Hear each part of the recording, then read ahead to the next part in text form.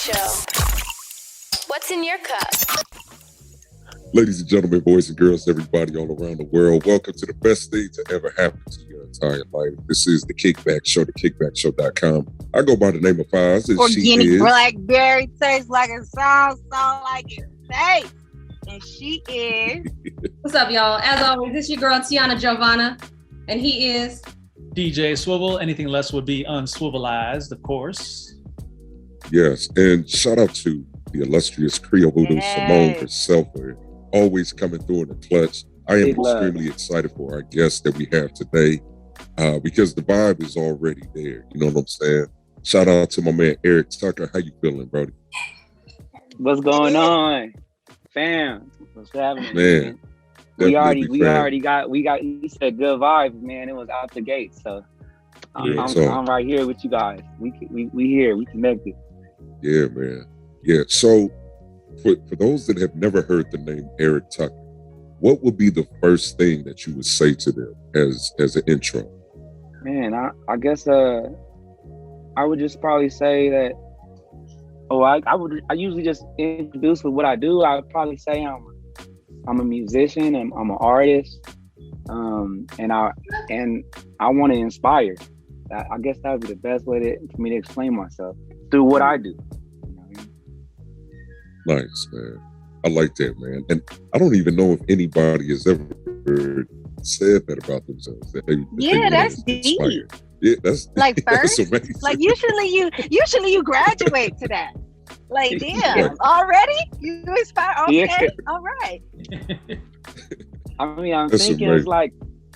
I was like, you got. I feel like but I think if you maybe talked to me like 4 or 5 years ago, I'd be like, I'm trying to do whatever I was on. But I think what I'm on right now is that, you know what I'm saying? So I'm glad that that's the wave I'm on, you know what I mean? Because who knows, like we all probably been on different shit and we're the same person, but we were just on something else at certain times in our lives. And I'm like, that's what I'm on right now. It's like Eric Tucker, the guy that wants to inspire. Yeah. How did you know that? Okay, go ahead. Look at me. No, I was just gonna say that like that immediately shows like how much growth like you've gone through as an individual and as an artist within, you know, like the last couple of years. Like if if you felt you would have responded differently like 4 years ago, like, you know, that's how much growth you've gone through in that short amount of time. How did you choose music to be a vehicle for inspiration to others? Like, how'd you get there? I think I kind of just stumbled on it really young. I would say, if I take it all the way back, it would just have to do with singing. I know that like in my house in particular, my mom, she liked to sing. My grandmother, she liked to sing. And I probably just that to me, it was kind of like that thing where you're like, okay, Thanksgiving or a holiday, somebody like grandma starts singing, everybody's just whoop, and everybody's feeling them good vibes. Everybody's feeling like something. You're feeling that energy, and if you can't explain it at a young age. And then growing up, like singing always did something to me where it made me just feel like something was right, and it made me feel like everything good, you know what I mean, in that moment. And I think I felt like me doing that too and picking up that game, I guess you could, that's definitely like my introduction to like music and being like at the very basic foundation, it makes people feel good. You looking around, you see smiling faces, you feeling, you know that feeling that you get, the goosebumps on your neck with somebody singing and it's right.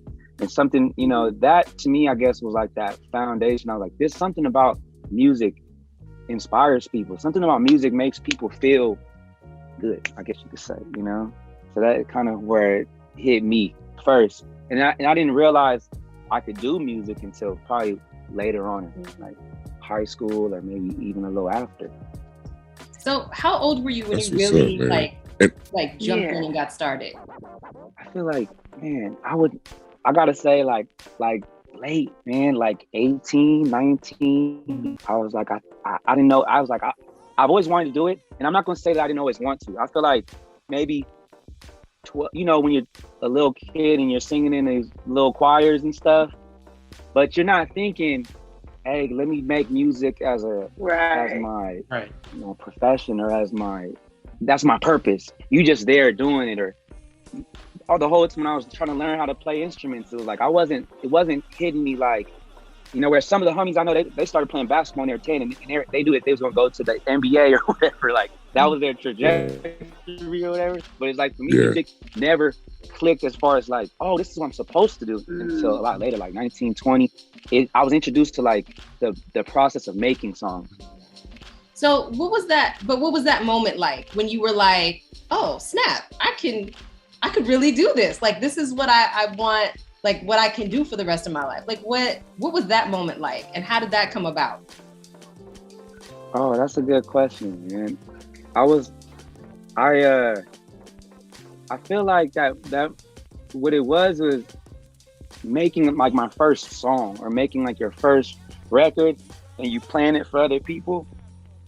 And a lot of times like we're playing it for our friends, and they're probably just gonna give us the like, hey, that's pretty cool. Like the regular, regular answer or whatever. But I think that moment, I would have to say, I got so many memories in my head, but if I got to boil it down to one, I remember wanting to like record a record. I wanted to figure out how to make a song. So I literally went down to the Guitar Center, bought $100 microphone, the bare minimum stuff that you can get to record. And I'm talking about, I don't even know, I'm setting things up in a closet, hanging up towels, and it's like, oh, I have a real studio. Like that was always like $1 million studio. You know what I mean? I'm making these songs, and I'm putting them on CDs if they're already like out. And I feel like that moment when I started handing them out, people hitting you back, actually getting some good feedback, and then connecting with other industry people that were like, you know what, I could help you get a little better because you don't really know what you're doing. I could tell. That moment was like, lit. I'm doing something right. Lit. Yeah, that's lit. I guess that would be the best way to explain the question. I'm sorry if I didn't answer. You saw it like, yo, I'm right. I'm fucking right. Yes. I'm doing something right. Yeah. Right. That's because it went from like some of my singing friends, I asked them like, hey, how do you know you can sing? And it was like, well, I just took the song that I heard, and if I sang it to somebody else and they said it was good, then that meant let me know I knew how to sing. You know what I mean? So it's kind of the same thing with songwriting. It's like, how do you really know if you're good or not? Bro, you just have to just jump out there, record it, put it out there, give it out, and let people give you some honest feedback. Yeah. What was the song that you would go to? Like, what was your go-to song to do a cover of? Oh, yeah. You know what I'm saying? That confirmed, like, okay, yeah, this is the one that's working. You know what I mean? Like, that's the way you felt. Yeah. Okay, bro, this is funny, bro. I'm talking about like, I don't even know when this came out. This had to be like 2000 what or something. What was the 2002? Like, what was the what was like a 112 song? And I was like, didn't even know. Cupid? I definitely didn't know what they was talking about, but I was singing the Do It Anywhere. Oh, right. I was singing that. I was singing what's like, man, these like some of the 90s songs, like, oh man, I was singing like I remember Keith Sweat. I remember singing I remember singing Tyrese Sweet Lady. That was like the one. I was just about to ask. Yeah, that's the good. one. Like somebody, that was it. See, you much better than me, because I was out here singing "Sorry for 2004." What the hell? And it wasn't going as well with the lady. What the hell? Bad idea. Abort. Get out of here. Get out of here. Go back to your day. Drop it. I did. That's funny. You keep going, you give them another bar. Like with they're you? like, no. Like, no, stop. It was bad from the beginning. Let it go. Just drop everything. Go buy it new later, tomorrow. Yeah, let it all there. Just give your studio away. Don't even try to sell it. No. Actually, go get your face redone. Just give that whole life over. just let it there. So with you saying that you like grew up in the household and your mom is singing, then you didn't really tap into it until 18, and then you're a songwriter. Like, do you think that, and then like the songs you were singing were a little advanced for you? Do you think that played a part in the way you, cause like we spoke about this before we got on here. I've been looking for some real nigga R&B, like real, like yo, that's my friend right there. I know he thorough. Like, how did you marry all that and not lose sight or fall into started late? So it's like maybe you kind of felt like, dang, I gotta just hop onto something. Like, can you elaborate if you got my drift?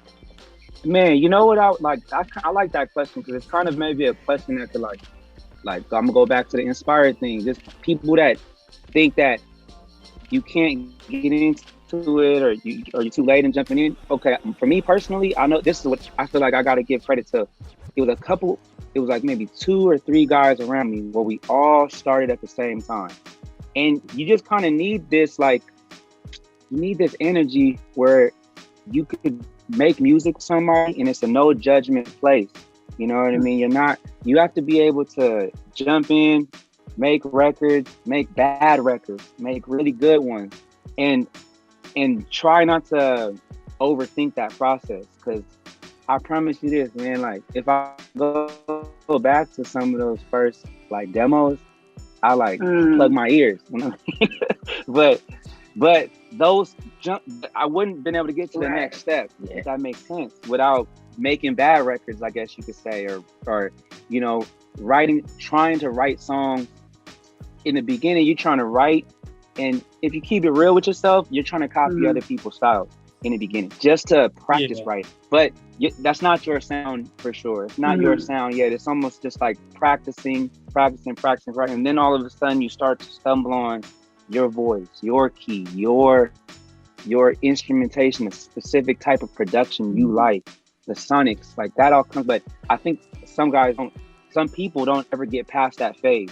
They get the first song don't sound like it's on the radio, then I can't do this.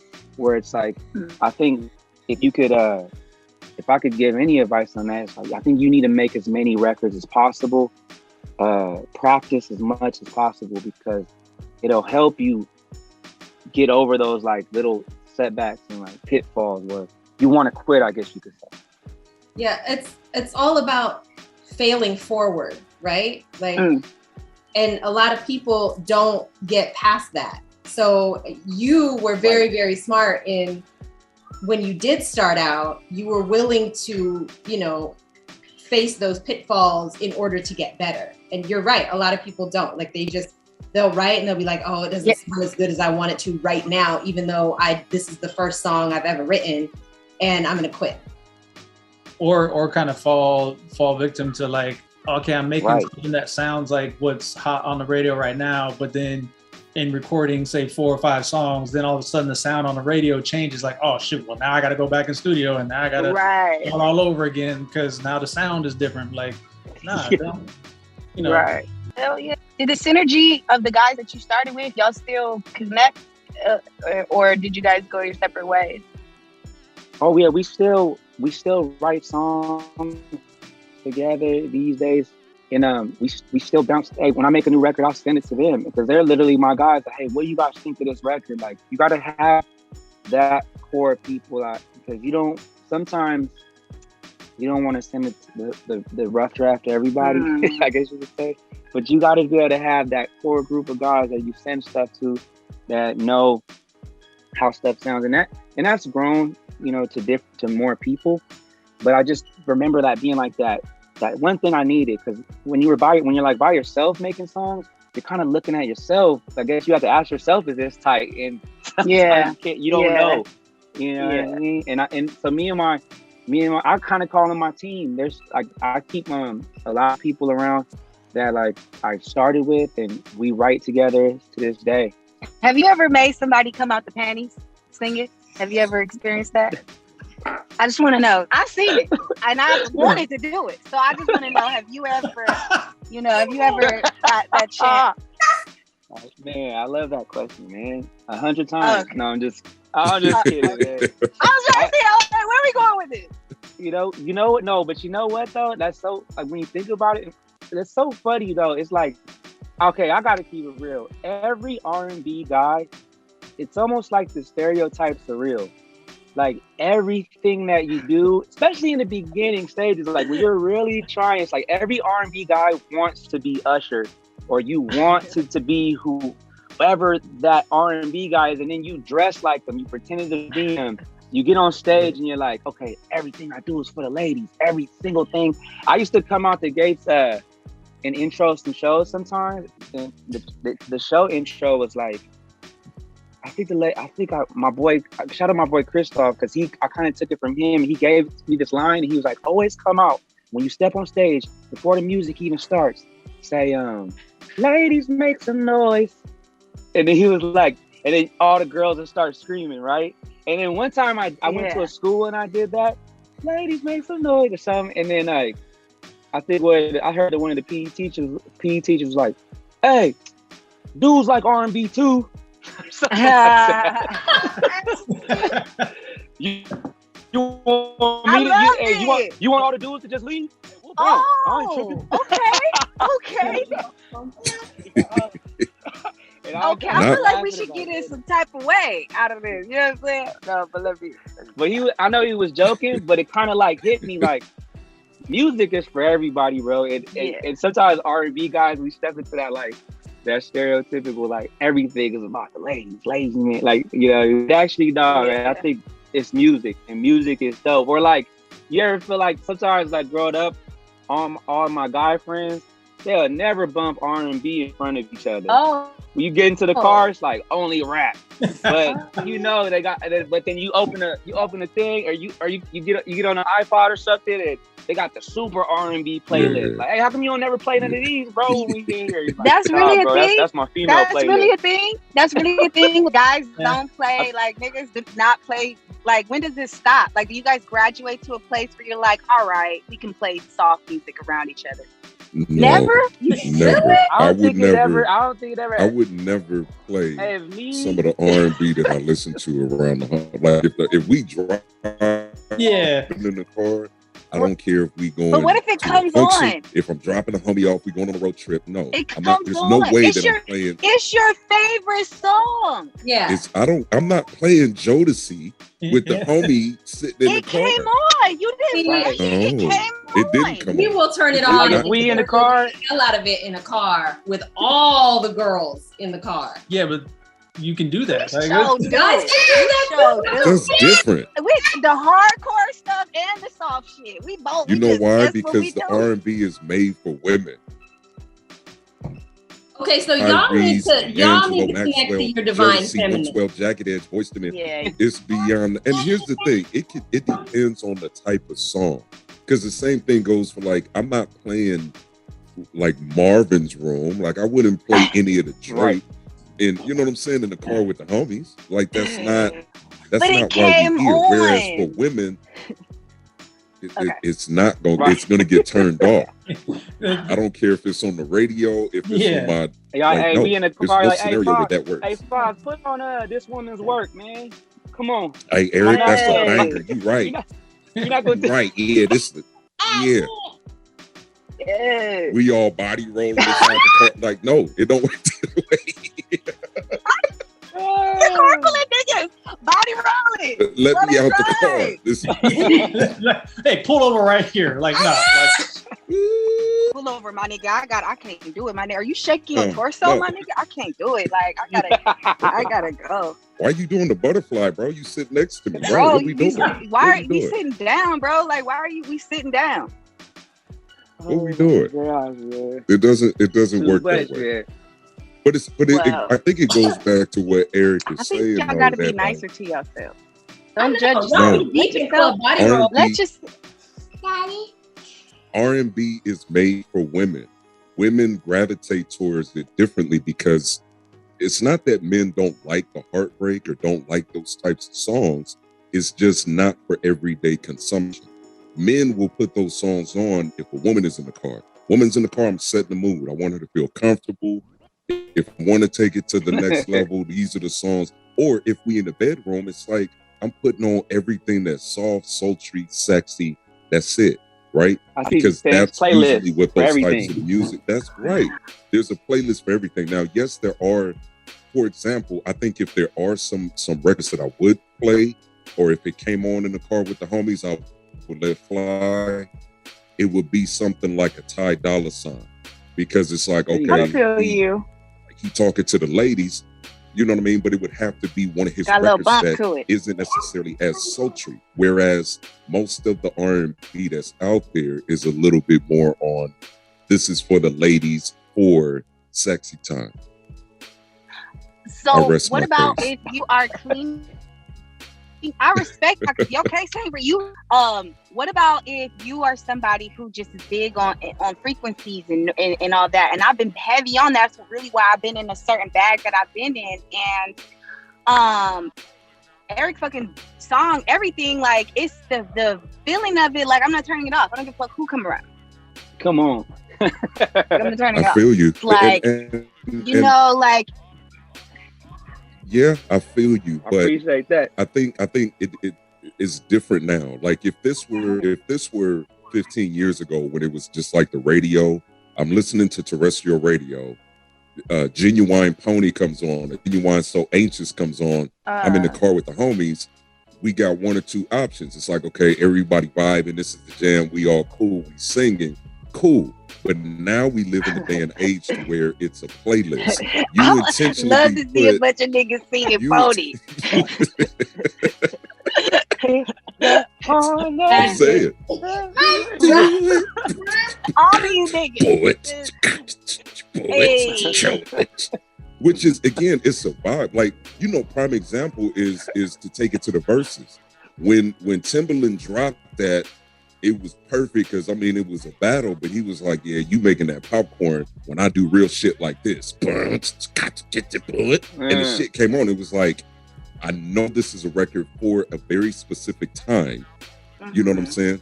But this is banging right now. Like if I'm on a Zoom call, if I'm watching, you know, that verses with the homies, I'm not turning it off. I get it. But again, depending on the scenario, we driving in the car, I'm not putting on a playlist that has that song on there to accidentally play after Biggie. It's so hard to be y'all. Damn, like to be free. It's so much. It's better over here. It's fun too. It is. It is. Yeah, man. Yeah. I mean, yeah, you're right. I think it's a lot of thinking. That shit is a lot of thinking. Like, damn, my head. I mean, it depends. It just depends on what the R&B is. You know what I'm saying? And you know, like, because I mean, to your point, you are right. If there is certain R&B songs that come on, or not even R&B songs that are a little bit softer. So, prime example, LL Cool J had a lot of records for the ladies. If LL Cool J comes on, you're not turning that off. Yeah, you know what I'm saying? Cool. True. Like, you know what I think it is though. Like, when you take it like a little further, like what you want. I think it's, okay, not to get too technical, but I think it's sonics. Yeah, it's like sonically in a song. It's like it is. It's like there's certain sonics in the music, like you were on frequency. There's certain sonics that can come with 808s, so like certain sounds that you're like, man, this hits a certain way. It don't matter what he's talking about or what they talking about. It's just hitting a certain way. So it's like I think music these days, you kind of like they're kind of blending that two together, and I think that's a cool vibe. It's a cool like genre of music, I guess you could say, or just we're moving forward, you know. Yeah. Singing over hard hitting beats, or like rapping over really soft instrumentals. Right. These people, I feel like people like go for that, you know. I feel like the frequencies and the sonics really do determine how you feel. True. Not necessarily instead of like what you're saying, I guess you could say, these days in this kind of current state of music. And Swivel and I were just talking about that earlier when we were listening to your record, and you do a really good job of that. You know, Yeah. I was like, where this nigga been at? Damn. Yeah, of like just making it feel R&B, but keeping it very modern, keeping it very like up to date. Like it feels R&B, but it feels 2021 at the same time. Come on. It's not like it's like a throwback feeling. You know what I mean? like, and to kind of go to your point, Eric, like sonically, like, you know, what I mentioned to Tiana was like, it made me feel like late 90s early 2000 R&B vibe, right? But with a 2021 sound. Yeah. Like it reminded me of like when Chris Brown first came out, you know, like in 2004, 05, whatever, like, you know, specifically like when that came out and like he was singing and harmonizing and all that, but like sonically the way the beat sounded, like, you know, it wasn't 90s, it was 2005. You know what I'm saying? Yeah, I think sometimes you gotta figure that out. Like, it's like, oh man, it's kind of like if it was up to me, sometimes like my mind kind of as an artist, it just is like this. Sometimes it's a lot going on in there, so I'm trying to figure out how to blend all of myself into one song, I guess you could say.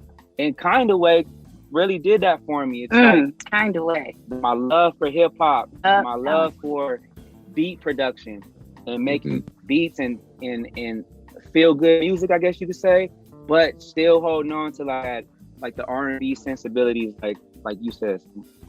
And I think that's what my sound is right now. I got like the wave I've been on. I've been making a lot of music that sounds like I'm in the pocket. Like if ever I feel like I got into a zone and I was like, I can't miss. I'm just making records. So I just want to stay in that zone until I move somewhere else, you know? Man, I'll tell you that, like, on some real shit, like, I'm really, really happy that I have your music. Like, it's exactly what real thorough people who value substance want to turn up, like frequencies, like it's got a mesh of it all. Man, I appreciate you saying that, because that's what I was shooting. Like, I promise you, that's what I was shooting for when I'm making music. It's like, I want it to be all of those things, but sometimes you don't know how to make it. You just have to stumble upon it, I guess. You have to like, or maybe I believe it's like, it got to come to you. Yeah. I feel as though that it has to be something that's organic, that you actually live. You know what I'm saying?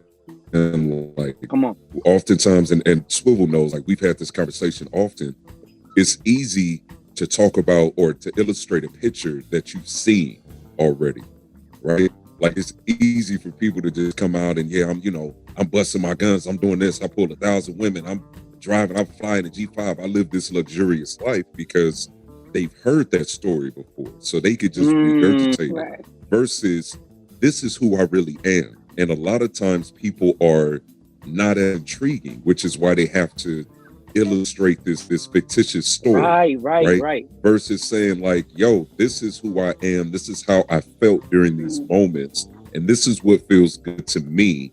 Let me paint that picture and allow other people that can relate to it, or even those that can't, to step into my world. And it comes off really authentic, because those are real. Those are real stories. Those are, it's genuine. That's the difference. Yeah. That authenticity. Yeah. And people can feel it. It's probably also why some artists feel the need to make what they hear on the radio. Yeah. They don't have any substance in their own life and their own story to be able to, put it into their music themselves. I feel like they get outside of their element. And I'm saying sometimes maybe they ain't live long enough. That part. Maybe they ain't live long enough. Yeah. I feel like one of the only people to do that successfully is like Rick Ross. I think he's the only one. Don't do that. No, we're not gonna do that. Like, yeah, we're not gonna do that. That had a regular life and said that he was a gangster. What? Yeah. Mr. Corrections Officer. Come on now. He was a security. Yeah, okay. I was trying to figure out what you were saying. I was hearing something else. Oh, no. I was like, wait, we're not going to talk about him really truly living what he taught. Yeah, no, that's what I'm saying. Like He he's the found only one success like in storytelling. talking about something. successfully like faked it till he made it. Right, got Gotcha. it. And then when Okay. you make it, Okay, you're allowed you to like absolutely just right. like pay people off to shut up. Got it. Yeah, because you know he wasn't Yeah, about that part. nothing There we go. that he was talking about. He seemed happy in his correctional. Listen, it is a officer very duty. He seemed like he was glad. He had a solid career. He was Yeah, elected He in had all a types of- solid career. He He had got a benefits. raise every 6 months. He had benefits Yeah. and a 401k. He did. He And was did. like, you know what? And they matched him. I'm gonna rap They about matched drug him. It dealing. wasn't even the kind where they did a percentage. Like they matched that shit. It was a good 401. Yep. See, Yes, it was the one where they matched. you got Yes, it was a good one. Dental and vision. You said dental and vision. Dental and vision. That's because He was getting everything. you know he was wearing them glasses. He got all those sunglasses. Whoa. He had really good vision, so he would just put them on the insurance. Ever see the end? I used to step to the very end of Hustle Flow when Terrence Howard he's in jail, and then the two CEOs handling their tape. It was like we my name is Big 50 and Low 50 or something like that, and we rap about being from the streets and being policemen. He laid at the very end of the last scene. Stop And then it it! Stop it! These niggas is telling us all. They told us. That is hilarious. I feel like maybe Rose at the end of that movie was like, oh, wait a minute. No, I'm Wait just a kidding. minute. Got I it. think I got There it is. something. Not the Birdman era. Sounds like a plan. Oh, Sound like a man. winner to me. Oh, this got me dying. Not No. I had benefits, but let me talk about drilling drugs. Nigga. Yo, that's funny. Nigga. That's funny. What would you say is? What would you say would be kind of like one of the lowlights of R&B? Is there like a particular era? We know it's not the 90s, right? But is there any particular part where you're like, damn, R&B isn't really winning right now. Like it isn't where it needs to be. Was there ever a moment like that for you? I can't really think of it off the top of my head like that, but oh, you know what? Okay, this is gonna sound like I'm hating because I'm not hating. I really do enjoy listening to everything and every genre, and I have a love for every genre. Like I said, This is a new Eric. Eric used to hate on everything, man. But if I could go back to that, I could say I did not like the era where all of the R&B artists or everybody was doing that when everyone went EDM.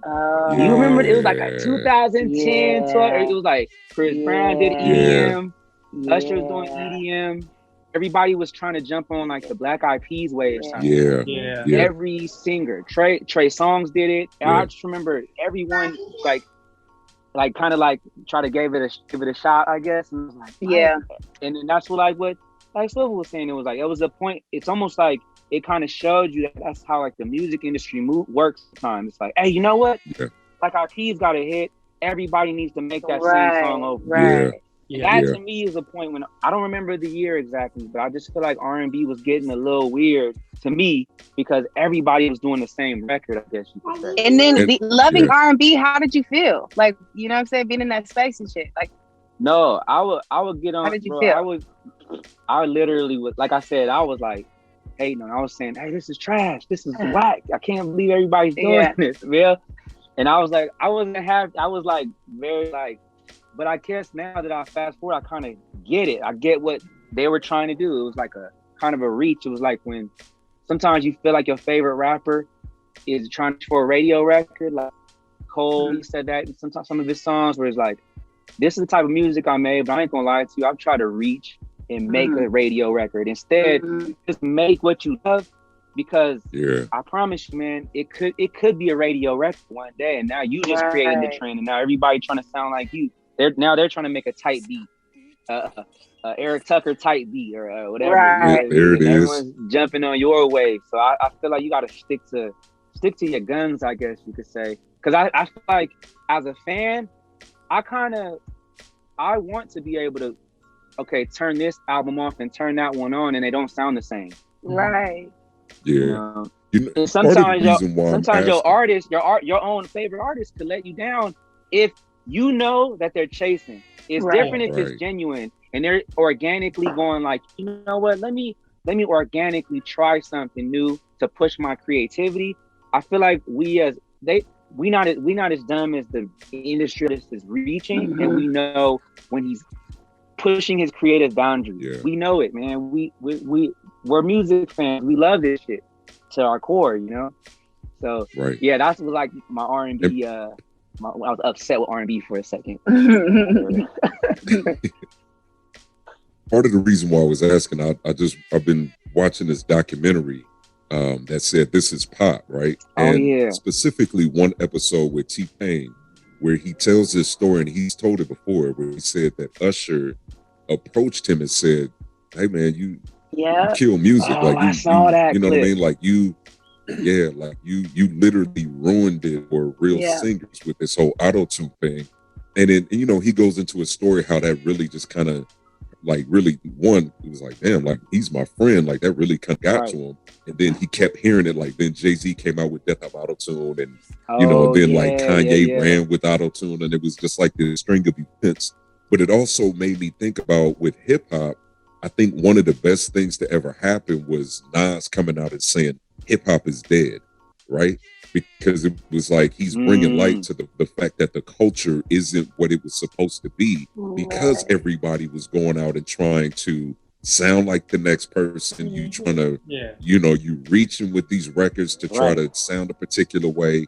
And so I don't feel that it was the same way with T-Pain, but that's why I was asking, like, do you feel as though there was ever a moment where R&B kind of died or was on its last leg? You know what I mean? That kind of forced R&B singers to say, you know what, I need to resuscitate what real R&B is and the essence of it, and get back to the, you know, to the core of what it's all about, you know? Well, okay. I guess I gotta answer this question in this way. Okay, I guess it's kind of a theory of mine, like on the music business side. I feel like I'm trying to remember the time when we transitioned into like streaming and downloading music. I would say, I guess, like, okay, we was doing it for a while, but when it took over, I would say like 2008, right? 2008, yeah. 2008. That really, to me, made a huge change in the way music was made and consumed. And now when you think about that, I guess a lot of artists, I guess you could say, were birthed during this like kind of, I would call it low-key chaotic phase, because it felt like there was like a little bit of anxiety in the music industry, because like the people that were there already didn't know what was going to happen. But then the new artists were like, oh, I get it. We can make whatever we want and make it, because we're starting to get into a different phase. We could put our music online and go viral before the word like was even popular. So I think not so much was it like, I wasn't so focused on R&B, I guess you could say. I could speak towards like hip hop and R&B, I guess, kind of changed a lot during the streaming era, and I don't think other genres changed as much so drastically. I think it was just really changing the way that we make music and changing the way that people get the music. It does make us change like how it's created, I guess you could say. Which I don't know. For me, I don't know if it's a bad thing or a good thing. That's just kind of my theory of it. I think it's a combination of both, right? Because it goes down to convenience. Because I remember when the ringtone era came in, right? And everybody was just making singles just to try to get, you know, 1 million plus ringtones sold. And then that kind of revolutionized like the game. And it was great for a business aspect, but I think we lost a lot of quality with most artists, because they weren't really trying to make bodies of work or a cohesive album or illustrate something of high value for the consumer. It was like, all I need, and it's always been this way, right? The music industry has always been, all you need is like one hit single to sell the album, right? Or you just need a couple. Right. But it really started to like zero in on that concept, like in around that time, 2005, 2006, to where it's like, yo, just give me this one single The rest of the songs we don't care about. We just need this one to sell the album or get that ringtone, Like- you know? Yeah, okay. Like clickbait. That was like the Yeah, start of literally. clickbait. Catfishing. Literally. Yeah, They you're song right. fishing out here. You know what I mean? Hell yeah. Not only was Song, this nigga said song fishing. We're starting to figure it out though. Yeah. You know what I mean? I just feel like that little time period was a little bit like Wild West. But now, currently, I feel like I like where we're at now. Where I like that artists can drop whenever they want, or it's like, or at the time, like, I think people are kind of maybe wanting full bodies. I feel like people want full bodies of work again. I agree. We do. We want to be in the experience. Yeah, we I want to get to know y'all again. Like, you know, we want to. The even though COVID happened, like it was like I feel like there was a time where it was becoming more popular to be distant, and now it's like it's super. What is that word? Like exclusive. If you have an intimate situation, like people really want to be part of the shit if they're a part of the shit. They really want to pull up. Very much so. I think it's only right, man, that we get into this record, man, kind of way. You know what I'm saying? And let the people hear, you know, exactly what we've been talking about. You know what I'm saying? Right on. Can we do that? Can we do that? Can I do that? That's a job at Drake. Anyway. This is the Kickback Show, the kickbackshow.com. Eric Tucker's in the building. DJ Swivel is in the mix. Let's get in the kind of way, man. Eric Tucker. For new and exclusive music, listen to The Kickback Show. Made me do the dash in the fast lane. 100 miles an hour when I switch lanes. I've been thinking about you lately, cause your ass drive me crazy. Yo. The Kickback Show. What's in your cup? A whole lot of everything, ladies and gentlemen, boys and girls. This is the Kickback Show, the kickbackshow.com. Eric Tucker in the building. Amazing conversation, amazing energy. You know what I'm saying? What would you say, and I'm going to really put you on the spot with this one. What would you say is one of the greatest R&B songs of all time? In your opinion, or to you? Wait, bro, one song? Nice. Well, one of them. What would be one that you would go to? Like, if somebody that said, you know what, I've never heard anything of R&B. Like, I'm from another planet. How about that? Right. Let's say somebody from another planet came down, had never heard R&B. We could do three. Let's do three. I could pick any era. Let's do three. Any era of R&B. Okay, pick three records that you would put on to say, this is the introduction to hip hop, and this is just the tip of the iceberg. Okay. R&B. R&B. I say you gotta listen to Gap Band, Outstanding. You have to. You gotta listen to that. To me, that song, like Outstanding, that song is like that song's been sampled so many times because of the core of what it is. It's just R&B and it feels so good. Melody is perfect. Yeah. Beat is perfect. You can kind of interchange that into, it could be R&B, it could be hip hop, it could be even though hip hop wasn't even around at the time that it was made, it's still kind of like you could see how it influenced everything. That record is money, man. I could listen to that all the time. This is I'm gonna throw this one out here. I'm just throwing ones off the top of my head, man, because this is a hard question. Yep. But I guess the ones that come to the top of my head are the real answer. Yeah. So I guess I don't want to overthink it. Aaliyah, Rock the Boat. Ooh. Okay. That's R&B, man. That's like R&B music to me. I guess you could I can't pick a lot. I guess I would just say a lot of those Aaliyah songs, like, definitely, like, were like golden era of 90s R&B to me. But so then I'll play those. Beautiful choice. A very beautiful I'll play choice. those two records. Dang. Yeah. It's too many, man. You put me on the spot here. Maybe I would have to hit him with like Usher. I had to hit him with maybe an Usher, Nice and Slow. Oh, okay. There you go. Okay. I think if you it's a nice little on diverse. that band. Okay. Yeah. Yeah, that's a nice little lineup. That's a nice lineup. Because I'm trying to.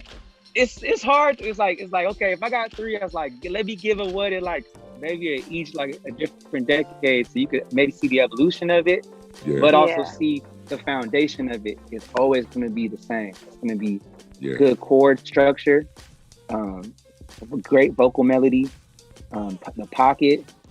I think it all like it's almost like you kind of can have a hit record in every decade with the same tempo because it kind of like low key a little secret there. It's like there's something about pocket and something about feel that it don't matter when or where you do it. And if it feels right, it's gonna be a dope record. Man, it's the fucking I don't fuck with it, but it's Baby Shark. Like it's the motherfuckers love that. You know, it goes. What? It goes. What? You know what I'm saying? It said the pocket, the feel good, the kid shut up. It's like everything. Listen, Baby Shark is where it's at. But how do we go from Usher nice and slow to Baby Shark? Listen, it's in the afro. It's in the pocket. It's the pocket. Okay, I get you. I'm with you. I connected. But you feel me? I gotta point this out because I think it's a perfect segue in terms of like, you know, what you were talking about earlier in terms of kind of finding your zone, so to speak, in making your records. Like when I first pushed play on Everything, and I was like, oh, okay, this is the vibe he's on, like from out the gate, right? And then to immediately follow it up with like, was it On Me or whatever the case? I'm just like, he's definitely found his pocket, his niche, like, and so I guess kind of talk to us about like, sort of how you sort of found that groove. Because even for me, like the song titles and using like, some popular catchphrases like, put that on everything, or it's all me, like, feeling some kind of way. Like now every time I hear somebody use that phrase, I'm gonna think of your record, right? Like, how did you kind of sort of right narrow it down to that? Well, man, I guess like I think I can. Well, if I can answer that question this way, so what I was kind of doing over the pandemic and maybe even before, I would say maybe 2018, 19, I was really honing in on being a beat maker. I really spent like 2 good years. Really, I've always made beats, but I felt like I found into hundreds of beats over like I would say from 2018 and 19, I just made hundreds of beats, and without any lyrics or any vocals, I was finding my sound through that beat making. I think through that time frame of just cooking up, and I was cooking up with friends, like all my homies. We were always making beats all the time, and I wasn't singing. And then I think what just ended up happening is I was locked in out during that creative space. Like these beats, like everything came from that cook up. On Me, that whole Room 14 album, I produced every beat on that album.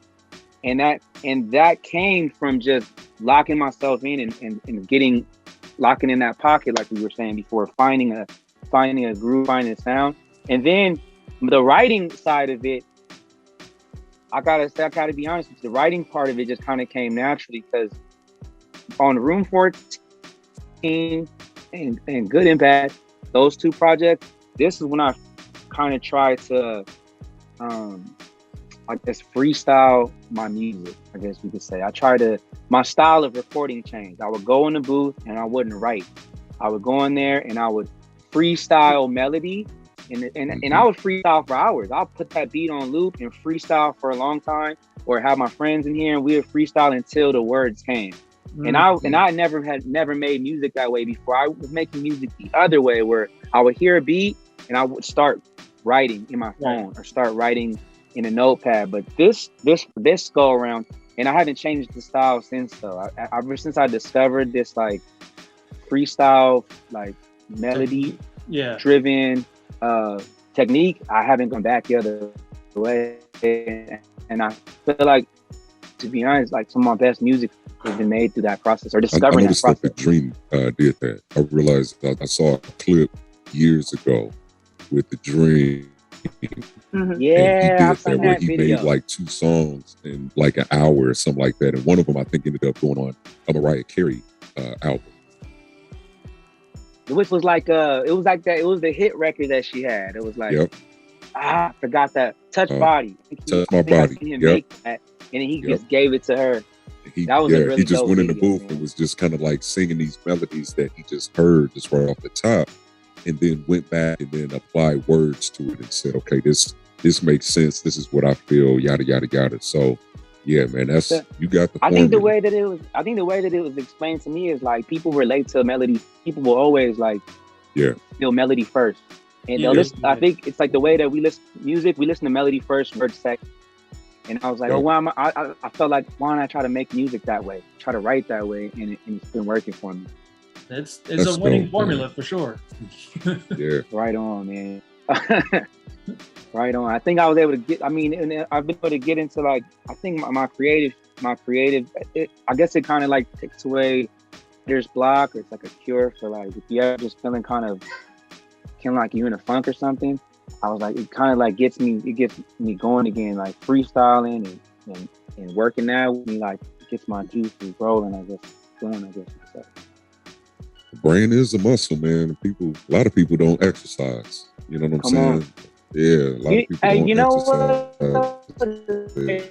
To go there with it, I feel like, do you feel like with music, people don't, I don't want to speak on everybody, because I just feel like the people that I've seen that are really good at making music, they really do make millions of songs.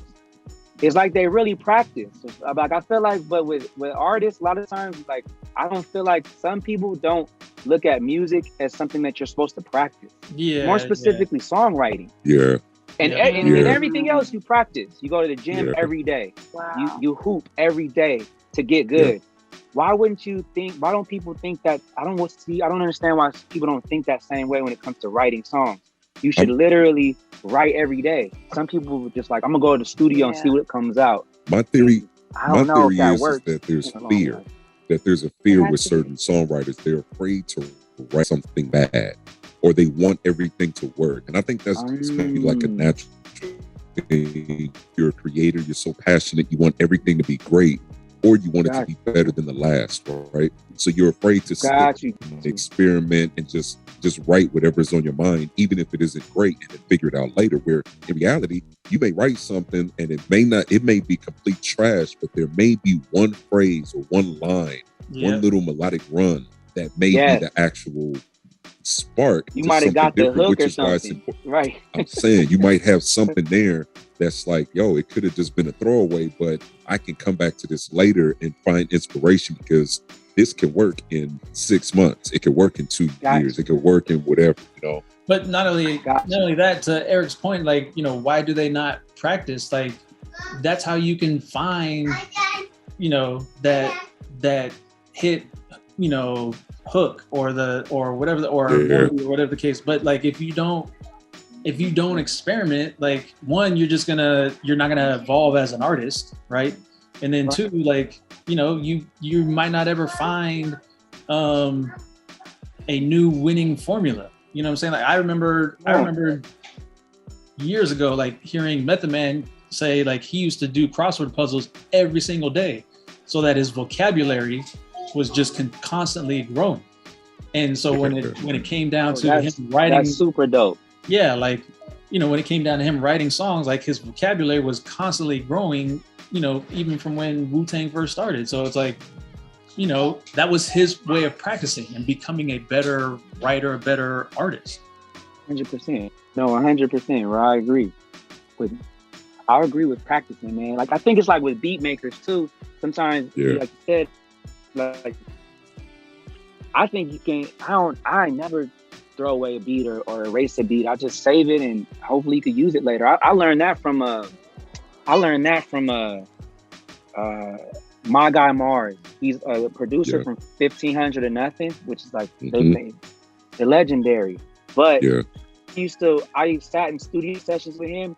He was like, he'll take a beat that was made in like 2012 and resample it, use it again in a 2021 beat and get a placement. Yeah.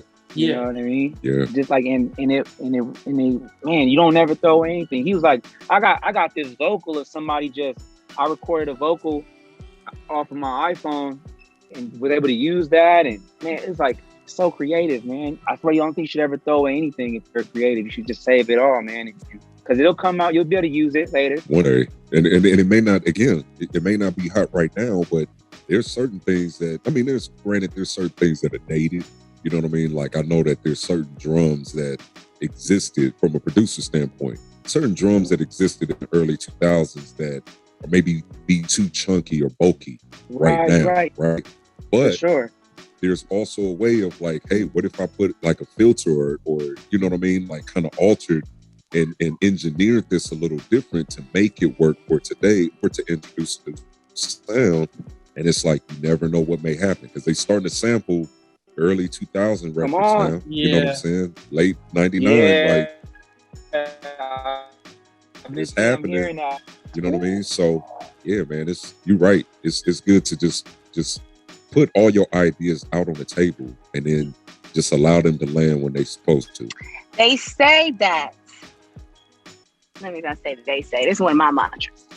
The highest vibrating, most positive intentions reach the highest vibrating, most positive manifestation. Yep. Come on. Real talk. But I listened to the project from Remember Up, so come on. Everything was last for me. So for me, it was like feeling, because Remember is kind of, it's a little sad. But it's like, it's loving though. Like for me, like when I heard that one first and then ended on Everything, it's like, oh no, you stem from love. Okay. Like, I don't know where you going with it, how you feeling, saying you hard or not, but it's like you love a boy straight up. And I appreciate it. Like, I appreciate not being like afraid, whatever, seeing you got your hair, you cute, you one of those. So it's like, I appreciate, like also being like, I just like, whatever happened to be like, let's get back to being nice to the ladies. Like we do so much, like just to be in your presence. Like, let us know that you appreciate it. You see it. Man, you go back to what, I'm sorry, Swivel, you were talking about how you practice something and it'll actually kind of contribute to songwriting. I feel like I could talk about this now. I feel like now it makes sense. There's certain things certain books I was reading about just trying to become a better man, a better person. And I feel like it went straight into the music. Like, book is like Way of the Superior Man. Yeah, that's what the name of the book. The Way of the Superior Man. But it really helped my songwriting. So I feel like I'm glad that like you hear that in the music. You know what I'm saying? Yeah, Brandy, I'm glad you hear that in the music. Because I feel like there's certain things about trying to just, I feel like if you take anything away, or if I can just like, my message, I guess you could say, is like, I think as human beings, we can grow, we can change, we can feel one way today and feel different tomorrow. Yeah. And if you listen to my album, I want them to feel that sometimes, you know what I mean? Like a lot of times, maybe in my music, it's like, I'll take some just experiences and just be like, you know what? This experience wasn't that good. And I'm gonna write about it. I'm gonna sing about it, but this experience was really great. I'm gonna write from that perspective and come from there. But I feel like sometimes it is like I guess you gotta take a risk or I guess be a little vulnerable. It's like that intention, intention you have to get on the other side of it is what we feel. Like we could feel that it was like there was something going on in here. It was all good. Like it was good energy that was put into that. Yeah. Fire, man. Man, that's dope. I think it's a perfect time to get into Remember. Can we play that? Come on. Yeah, let's do it. That, man. Yeah, let's definitely do it, man. It's only right. Being that, especially if it's, I appreciate Brandy expressing that. You know what I'm saying? So I think it's only right that we get into it. You know what I mean? So Eric Tucker's in the building, ladies and gentlemen. This is the Kickback Show, thekickbackshow.com. Eric Tucker, remember, DJ Swivel in the mix. Don't miss a beat. Follow us on social media at The Kickback Show. Kickback on everything. I've been out here running these streets, yeah. Making these ends meet, yeah. Everything for you and me, yeah. I fight these battles while you sleep, yeah. The Kickback Show. What's in your cup? Yes, a whole lot of everything. A whole lot of everything, ladies and gentlemen.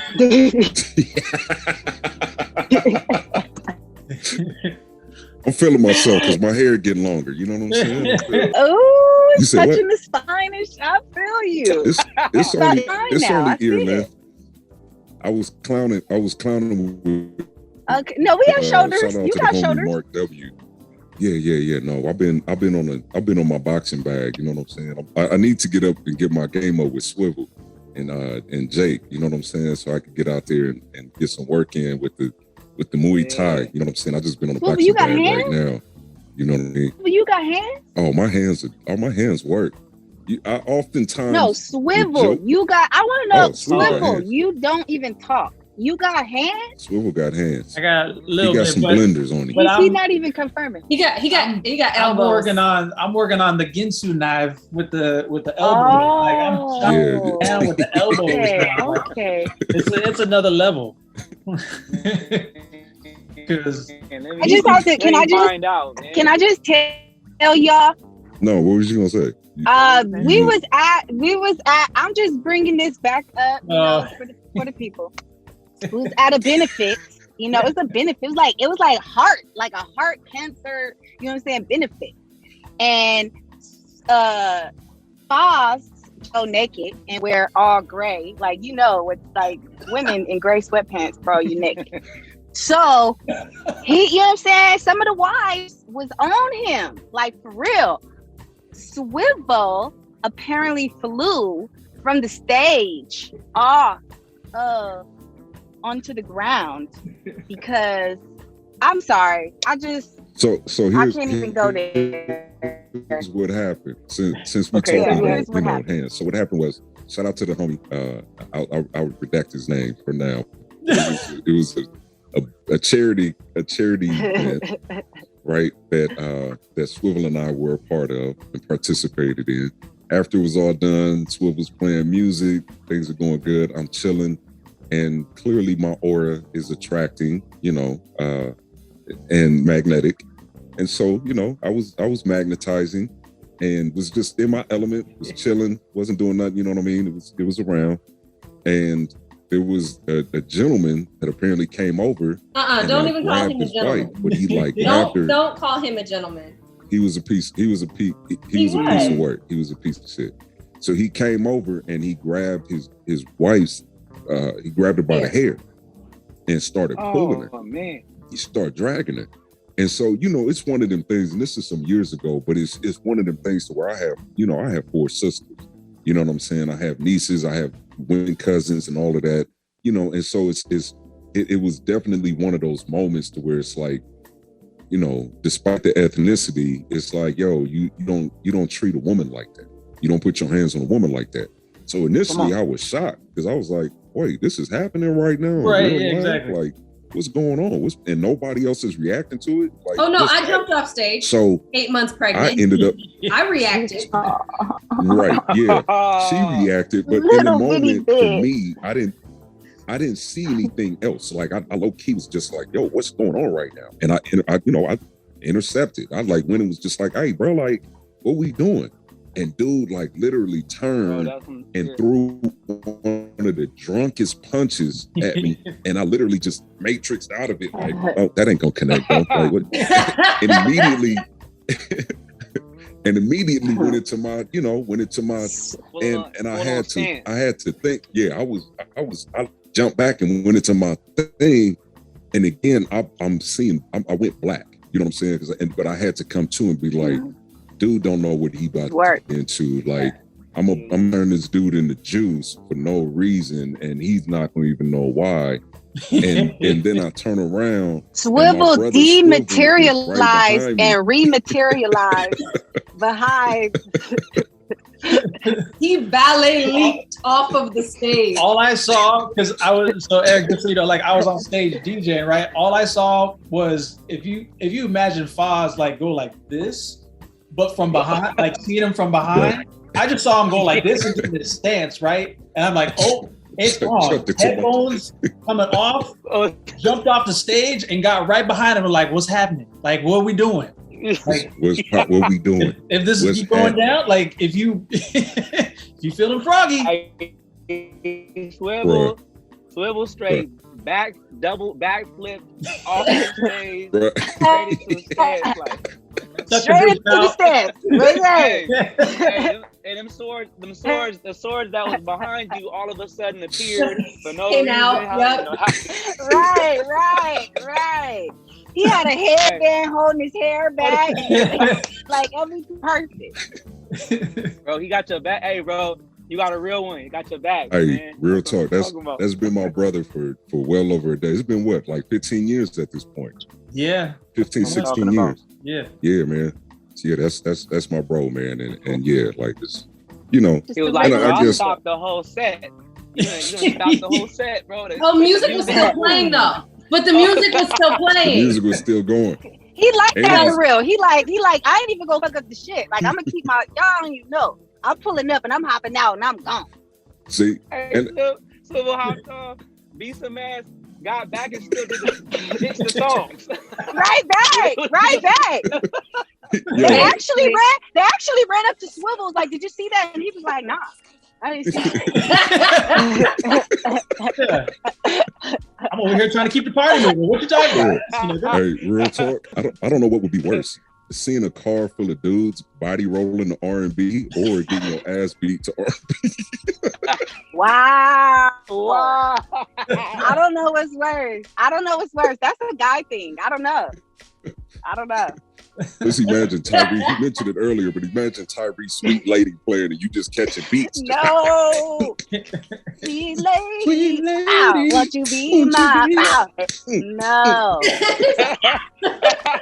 What if every like part, like every part that is normally the part that you do something, it's like that's every time you get hit. Like, you would hate that song. Oh, you know what would be really bad is if a Timberland record was playing in that happened. Hell so no. Imagine like all them damn at somebody and you catching that. No. Yeah. Now you just getting beat up on beat. Oh man.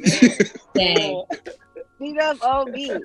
Remix. And then immediately followed up with Eric Tucker's "You Got It Bad." Like, yeah, you got it bad. You got beat bad. Yeah. But I'm gonna remember you, nigga. Right. But I'm gonna remember you. And that's on me. Right. Exactly. Yeah. On everything. Nigga. On everything. Remember? Right. Hey, man. That's good. That's the kind of way that, things happen. Yeah, That's kind of way things happen. It comes full circle. Yeah. I can only imagine a fight breaking out with the EDM R&B that was happening. That would be crazy too. Don't. It's like, damn, you getting stomped out the No, church, you know man? the kind when it went real low. It went real low. And then it came back up. Yeah. back. You remember that? Y'all remember that? Yeah, low that's- parts. I'd be like, we can do this. Just stay low. Like, why I gotta get loud? What is this? What is Listen, it? y'all. What's happening? I was in Arizona, man. I just gotta say this real quick. I was in Arizona, man. Listen, y'all. Like others, y'all that y'all love our fucking culture. You look crazy when y'all turning up to the shit that don't like really go with your culture. Like, don't pretend. Like what you like, but don't be out here acting like the white, like the white, like, oh my God, I'm trying not to go there, but like the whole Sir Mix-a-Lot, I got big. You don't. So like, acting all like that. Like, and the boy that I have so much, because it's like, it was so much going on. It was so much going on, and just that they was fucking Masterpiece came on. She was like, oh, I was like, oh baby, oh shit, be yourself. This was like the whole, like, I feel like out the gate, we came out the gate. He was talking about the synergy that he had with his people. We're gonna take this back to the interview. Be yourself. Yeah. It's fucking great out here. Yeah. It's great. It's no traffic in your lane. It's popping. Like, be yourself. The word, the other man. I'm trying to tell you, like, hey, you could listen to gangster rap if you want to, but like, just because a song come on, don't mean you a Crip now. Like, there's some real ones out here. Man. You go to some places, maybe I'm like, what you know about Crip walking? There's no, I don't see one Crip around here. I think Snoop said it in like 2002-ish, somewhere around there. Like, quit Crip walking if you ain't a gangbanger. Like, you know what I mean? Yeah. Listen. Man. And then just understand it. Like, understand that there's like Brandy said, there's a culture. You know what I mean? Whether it is gangbanging or whatever the case may be, understand that there are people that, and this I guess is going to America. You know what I mean? Like specifically white America. Understanding that there are people that have like died behind some of the things that you're glorifying and appropriating. There are people that are doing certain things. Like when it comes to LA, like I know people made fun of the whole clown dancing, but it was like that was an alternative to other negativity. You know what I mean? That people were able to grow from. You know, and so it's like, you know, when you try to glorify or try to align yourself with a particular culture, just know that there's more to it than you making it a gimmick. You know what I mean? Or trying to get paid off of it. You know what I mean? Or making it a quick little excerpt on a TikTok video and then being able to go back into the comfort of your home. Understand that this is joy for Black people. You know what I mean? Like, this is a joy for us that come from urban communities. You know what I mean? To say, look, I'm expressing myself, whether it be through singing, rapping, dancing, art, or whatever, because this is all that I have. And I'm giving it 100%. And I don't have anything else.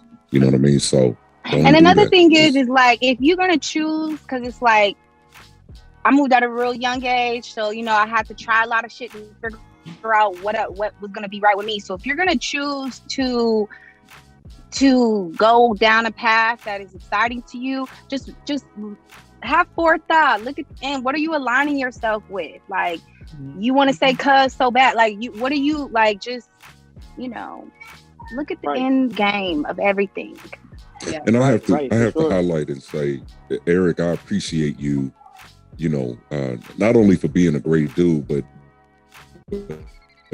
introducing yourself, saying I want to inspire. Because I think far too often, you know, we hear artists say, you know, I want to be the greatest, I want to be rich, or their intentions are set on glorifying a particular lifestyle that may be true and authentic to them, but it's like, how do you work on breaking up the perpetuated cycle? You know what I mean? And so it's a beautiful thing to want to inspire people to say, hey, let's, you know, grow, let's be greater than what we are, let's learn, let's read, let's educate ourselves, you know what I mean, and everything that we talked about. So thank you. I think pursuing like your passion, or like, or just, let's just, I guess, just specifically speaking for myself, pursuing music, trying to make it, having other people see me and be like, you know what, I want to go after my own thing.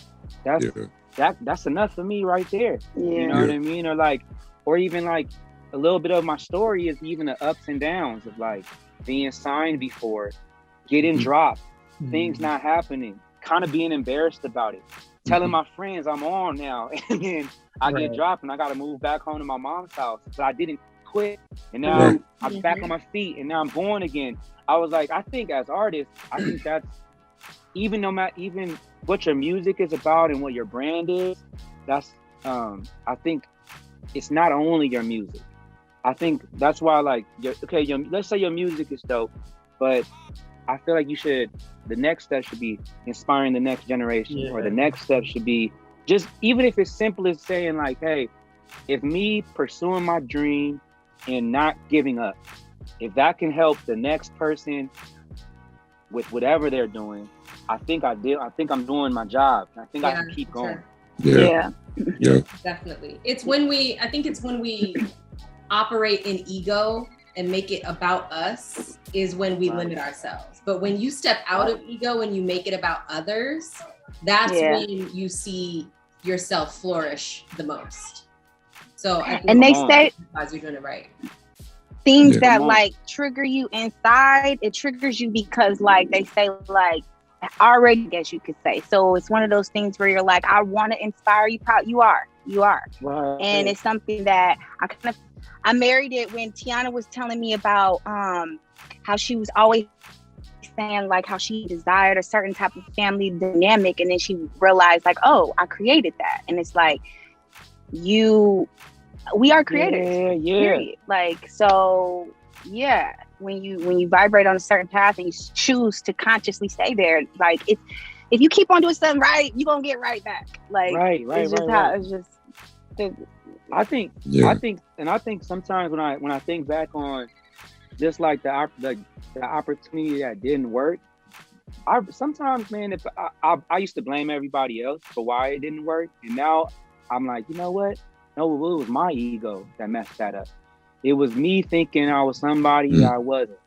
And when I started reflecting and being like, maybe I need to change myself, man, maybe that's when, like you were saying, Brandy, the doors that I wanted to opened up for me. And the opportunities and all the, like, it's almost like a mindset. Like at one point I could have a mindset of like, I should be on by now. I should have made it by now. I should be rich by now. I should be this by now. Right. It's a lack mindset. I'm at the most, and then I'm the most unhappiest I've ever been. Right. Mm-hmm. And then all of a sudden I changed my slight change of thinking is like, I get to make music. I have a studio. Mm-hmm. Wow. I'm blessed. I put songs out. Boom. I'm blessed. I'm doing this interview with you guys. I'm blessed. Instead of it being like, that was just a simple switch of like how I looked at things. Oh yeah. Doors started opening for me. When you live in gratefulness, 100%, and not in lack, like that is, like Brandy said, not being in lack and living in gratefulness and being just thankful for the littlest things. Gratitude makes all the difference. Gratitude. It really does. Yeah. It really does. Yeah. Right. That's like instead of saying they hate record labels suck, everybody's whack, I hate music industry, blah blah blah, because they dropped me. Right. No, it could be, hey, I had the opportunity to make music with some legends, or I was able to sit in the studio and learn from people during my time being signed. I literally have just looked at things. I used to look at it that way though, like, oh, they're lost. Man, F them. You know what I mean? Instead, it's like, no, I haven't. I had a great opportunity, and I really learned a lot during that time, and I apply a lot of that knowledge to right now. But watch, and that's why you're right. But watch you catch a wave and realize in hindsight that being dropped was probably the best thing that could have possibly happened to you.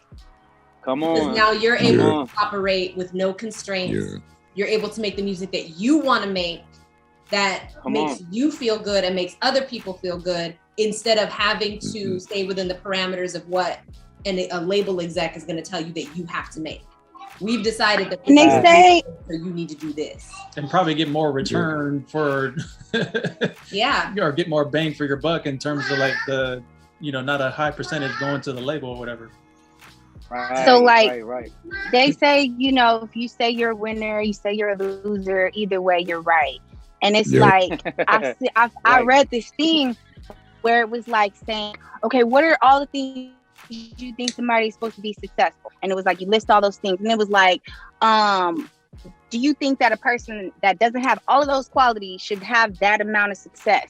9 times out of 10, you say no. So then it's like a fulfilling prophecy of self-sabotage, because you don't really feel like you are doing everything you're supposed to get. So it's almost like, getting dropped from the label, it's like it was a fulfilling prophecy, because at the end of the day, you as a person wanted to make music in a different space than what those labels probably did. So it was one of those things where energetically it was never going to work. So it had to be done.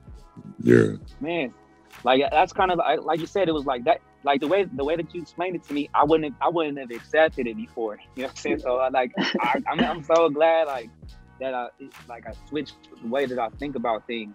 Cause you know what was one thing that happened for me, that after I was 100% independent and I was literally just saying, okay, I was able to you know what, hey, how do you create your own publishing company? How do you create your own production company? Yeah. I took the time to learn that. Yeah.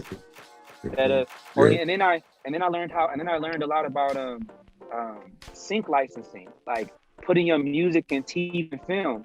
I don't think I would have took the time to learn even try to learn it, because maybe my mind was so focused on being the next Usher, the next Tyrese, that maybe I would have never taught myself how to make beats. I didn't know how to make beats when I was in my label situation.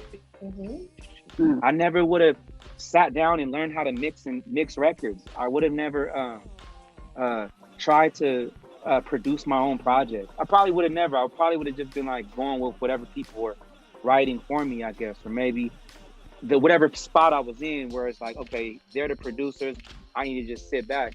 But maybe, like you were saying, I always wanted to be a producer. Your body knew you were so much bigger than that. It just happens. We energetically, it's no chance. It's no happenstance that I am in the space I'm in and I get this song. I swear to God, I'm about to listen to this song all the rest of the day. Just because I just feel like when you're in a space where you're nah, this is the best case scenario really do happen, and then it happens, and it's yeah, I know because I said so. It's your body, when you start to really step into that, the universe be okay, okay, I'm gonna do whatever you say. So it's you nah, I'm big, you're big, you want to inspire, you about to get every chance you want to. So man, I love that, man. I sometimes you wish you would have learned this a little while ago, because I feel sometimes if I keep it real with myself, I feel I might have wasted a few years, maybe never a waste, speaking negatively on myself. Yeah, it was a learning. It was a part of your learning. It was college. You was in college. Yep, exactly. It's never a waste. I appreciate I take that. Yeah. I'll take that, man. Even if it's just a matter of learning what not to do. Right. Yeah. It's never a waste, because now that you went through that, now you're sitting here now your your whole mindset has switched. You had to go through that to understand that you needed to change your mindset. Don't ever think anything is I wasted my time. No, you learned something. You may not know what it is. It's a cycle to everything. Well, you learn how to be more efficient moving forward. Yeah, man. Come on. And honestly, we're here to help others. We're here to universe rewards when you are trying to continue the positive energy and all of that. So at the end of the day, your story is to bless another person, other people. Man. So, nothing's happening to you, it's for you. Mm-hmm. Right on. I hear that for sure. Cause I think my philosophy. Because now these days is just me. I want to produce other artists now. That wasn't on my mind before. Now, what if it's another form of happiness and joy just opened up when I started to just try to discover something new and not be so one track minded and just saying this is what it's going to be, and if it ain't this, then I don't want it. Instead, it was nah, maybe you're supposed to do this, and it opens the door for this, and I didn't realize how much I love this, and then it's boom. Now I'm keeping it. Now I want to keep that spirit going. I want to keep opening up other doors along the way. That's dope. Yeah, my philosophy is that there's no such thing as bad. You know what I mean? Everything happens for a reason. It may not go the way that we wanted or expected, but it's all for a higher divine purpose that we, that we just need to understand, and it's beautiful, man. And I'm glad that we had this opportunity to sit down and connect with you, brother. The music is amazing. The energy is amazing, man. And we have an open door policy here that, whenever you want to come back, even if you want to talk about something that's happening. It may, you know, your favorite sports team, you know what I mean, is winning. You want to come on and talk your talk. You got your braids The door is always rebraided. You open, just man. want to You show would the new definitely design. Yeah. You wanna talk about how the Certified Lover Boy title of the album doesn't match the song content? I mean, you know. Hello? You're Did somebody answer We'll that do a phone? lot of talking though. We'll do a lot of talking. No. Yeah. For real, man. He No, said when hello. I Did get somebody some, answer the Gotta phone? get that phone.